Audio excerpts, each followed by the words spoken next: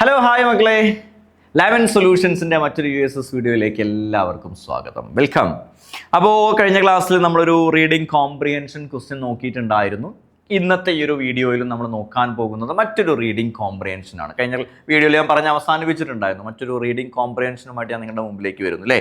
So CM kids സ്കോളർഷിപ്പിൻ്റെ part 3 വീഡിയോയിലെ reading comprehension പരിചയപ്പെടുത്താം. Reading കോംപ്രിഹെൻഷനിലെ ആ ഒരു പാസേജ് അല്ലേ, read the following passage and answer the questions below choosing the correct answer from the options given എന്ന് പറഞ്ഞിട്ടായിരിക്കും നമുക്ക് ആ ഒരു പാസേജ് ഉണ്ടാവുക. അങ്ങനെയുള്ള ആ ഒരു പാസേജ് നമുക്കൊന്ന് വായിക്കാം. സ്ക്രീനിൽ കാണുന്നുണ്ടാവും, നിങ്ങൾ അത് കൂട്ടത്തിൽ വായിച്ചു പോകണം, ശ്രദ്ധിക്കാം. On her arrival in India, Mother Teresa began by working as a teacher. അങ്ങനെ മദർ തെരേസ എന്ന് പറയുന്ന, അറിയാലോ അല്ലേ, ഇന്ത്യയിലേക്ക് വന്ന സമയത്ത് അവൾ ഇവിടെ തുടങ്ങുന്നത് ഒരു ടീച്ചറായിട്ടാണ്. However, the widespread poverty of Calcutta made a deep impression on her. എന്നാൽ ആ സമയത്ത് കൽക്കട്ടയിൽ ഉണ്ടായിരുന്ന ആ ഒരു കടുത്ത ദാരിദ്ര്യം, അങ്ങേയറ്റം ബാധിച്ച് എല്ലായിടത്തും വ്യാപിച്ചു കിടന്നിരുന്ന ദാരിദ്ര്യം അവളെ വല്ലാണ്ട് അങ്ങോട്ട് എന്ത് ചെയ്തു, ടച്ച് ചെയ്തു. And this led to her starting a new order called the Missionaries of Charity. അങ്ങനെയാണ് എന്തിൻ്റെ തുടക്കം?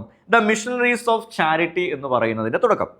The primary objective of this mission was to look after people who nobody else was prepared to look after. ആരും നോക്കാനില്ലാത്ത ആളുകളെ നോക്കുക, പരിപാലിക്കുക എന്നുള്ളതായിരുന്നു ഈ ഒരു മിഷന്റെ പ്രഥമ ലക്ഷ്യം എന്ന് പറയുന്നത്. Then she experienced two particularly traumatic periods in Calcutta.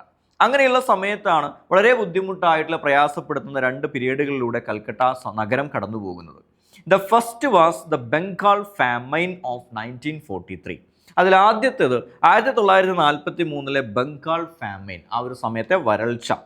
Then the second was the Hindu-Muslim violence in 1946 before the partition of India. India രണ്ടായി വിഭജിക്കുന്ന, പാകിസ്ഥാൻ ഇന്ത്യ എന്ന് പറഞ്ഞിട്ട് ബംഗാൾ വിഭജനമൊക്കെ നടക്കുന്നതിൻ്റെ ആ ഒരു തൊട്ട് മുമ്പ് ഹിന്ദു മുസ്ലിം വയലൻസ് നടന്നിട്ടുണ്ടായിരുന്നു, അതും ഒരു പ്രശ്നമായിട്ട് വന്നു.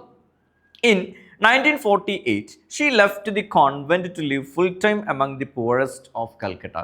അങ്ങനെ കോൺവെന്റിൽ നിന്നും അവൾ ഇറങ്ങുകയാണ് 1948. എന്തിനാണ്? കൽക്കട്ടയിലെ പാവപ്പെട്ട ജനങ്ങളുടെ കൂടെ ജീവിക്കാൻ വേണ്ടിയിട്ട്. She chose to wear a white Indian saree with a blue border. കണ്ടിട്ടുണ്ടോ മദർ തെരേസയുടെ ഫോട്ടോയിൽ നമ്മൾ എപ്പോൾ കാണുകയാണെങ്കിൽ ഒരു വൈറ്റ് സാരി വിത്ത് ബ്ലൂ ബോർഡർ ആണ് ഉണ്ടാവാറുള്ളത്. അങ്ങനെയുള്ള ഡ്രസ്സ് അവൾ ചൂസ് ചെയ്തു. For many years, Mother Teresa and a small band of fellow nuns survived on minimal income and food, often having to beg for funds.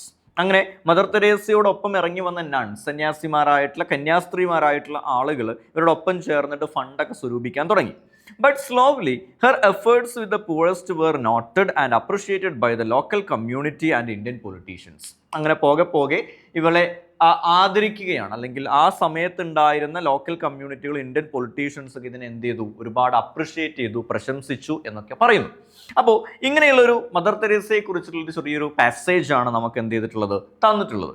ഇനി അതിനെ ബേസ് ചെയ്തിട്ട് സ്വാഭാവികമായിട്ടും ഒരു 4 ചോദ്യങ്ങൾ ഉണ്ടാകും. അതിലെ ഫസ്റ്റ് ക്വസ്റ്റ്യൻ ഇതാണ്: which is the second traumatic period mentioned in the passage? ഈ പാസേജിൽ 2 ട്രോമാറ്റിക് പീരീഡ്സിനെ കുറിച്ച് നമ്മൾ പറഞ്ഞിട്ടുണ്ടായിരുന്നു. അതിലെ രണ്ടാമത്തത് ഏത് എന്നാണ് ചോദ്യം. അപ്പോൾ ഒന്ന്, ഇതിൽ ഓപ്ഷൻസ് ഞാൻ ഒന്ന് വായിക്കാം. Option A, the Bengal famine of 1943 Bengal famine. അതിൽ ബി ആയിട്ട് വരുന്നത് the Hindu Muslim violence in 1946. Then third, leaving the convent in 1948 and D, none of the above. ഇതൊന്നും അല്ല എന്നാണ് നമ്മൾ കൃത്യമായിട്ട് വായിച്ചു പോയിട്ടുണ്ടായിരുന്നു. Option B, the Hindu Muslim violence in 1946. അതാണ് രണ്ടാമത്തെ ട്രോമാറ്റിക് പീരിയഡ് ആയിട്ട് ഈ ഒരു പാസേജിൽ പറയുന്നത്. ഈസി ആയിട്ട് നമുക്ക് എന്ത് ചെയ്യാൻ പറ്റും, ആ ഒരു പാസേജ് നല്ലതുപോലെ വായിച്ചാൽ ഈ ഒരു ആൻസർ പിക്ക് ചെയ്യാൻ പറ്റും അല്ലേ. ഇനി question number 2, why did Mother Teresa leave the convent? എന്തുകൊണ്ടാണ് മദർ തെരേസ ആ ഒരു കോൺവെന്റിൽ നിന്നും ഇറങ്ങിയത്, അവിടെ നിന്നും പോയത് എന്നുള്ള ചോദ്യമാണ്. അപ്പോൾ പാസേജ് വായിച്ച് മനസ്സിലാക്കി. അതുകൊണ്ട് തന്നെ option A, to fight against Hindu Muslim violence, Hindu Muslim വയലൻസിനെതിരെ ഫൈറ്റ് ചെയ്യാനായിട്ട്. B, to wear an Indian sari ധരിക്കാൻ വേണ്ടിയിട്ട്. C, to start a new order, പുതിയൊരു ഓർഡർ തുടങ്ങാൻ വേണ്ടിയിട്ട്. And D, to live full time among the poorest, പാവപ്പെട്ടവരുടെ കൂടെ കൂടുതൽ സമയം ചെലവഴിക്കുന്നതിന് വേണ്ടിയിട്ട്. സ്വാഭാവികമായിട്ടും വളരെ ഈസി ആയിട്ട് ഇപ്പോൾ മക്കൾ എന്ത് ചെയ്തിട്ടുണ്ടാവും, ആൻസർ ഏതാണെന്ന് മനസ്സിലാക്കിയിട്ടുണ്ടാവും. യെസ്, ഓപ്ഷൻ ഡി ആണ്, to live full time among the poorest. അതാണ് എന്ത് കറക്റ്റ് ആൻസർ ആയിട്ട് വരുന്നത്. ഇനി തേർഡ് ക്വസ്റ്റ്യൻ ഇങ്ങനെയാണ്, what led Mother Teresa to start the Missionaries of Charity? The Missionaries of Charity തുടങ്ങാൻ പ്രേരിതമായിട്ടുള്ള ആ ഒരു കാര്യം, മദർ തെരേസ അങ്ങനെ ഒരു സംഗതി തുടങ്ങാനുള്ള കാരണം എന്താണ്?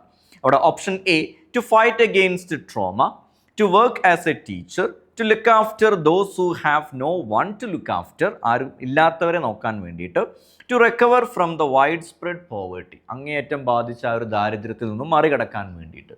അപ്പോൾ ആ ഒരു മിഷണറീസ് ഓഫ് ചാരിറ്റി തുടങ്ങാനുള്ള കാരണം കൃത്യമായിട്ട് ആ ഒരു ഫസ്റ്റ് പാസേജിലെ ഒരു 4-5 വരിക്കുള്ളിൽ തന്നെ കിടക്കുന്നുണ്ട്. ഏതാണ്? ഓപ്ഷൻ സി ആണ്, ഓപ്ഷൻ ഡി ആണ്, to recover from the widespread poverty, അല്ലേ? ആ ഒരു വൈഡ് സ്പ്രെഡായി കിടക്കുന്ന പോവേർട്ടിയിൽ നിന്നും മറികടക്കാൻ വേണ്ടിയിട്ടാണ് എന്ത് തുടങ്ങിയിട്ടുള്ളത്?